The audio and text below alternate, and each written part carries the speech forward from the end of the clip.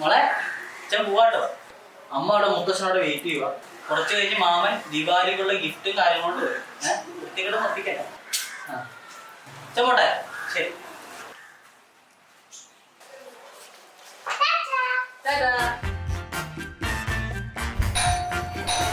Hi മാമൻ.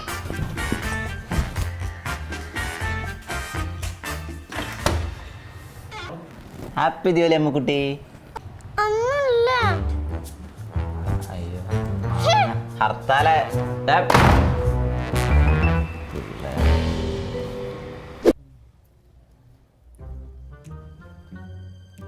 Mama mama എന്താടി? മാമന് ജോലിയൊന്നും ആയില്ലല്ലേ? ഞാൻ വൈകുന്നേരം വരെ ഇരിക്കണം ഇവിടെ. എന്നാ മിണ്ടായിരുന്നു ഇമാരി വർത്താനം പറയാൻ എനിക്ക് ഒട്ടും ഇഷ്ടമല്ലാത്ത കാര്യങ്ങൾ. മാമന് ജോലിയായോ?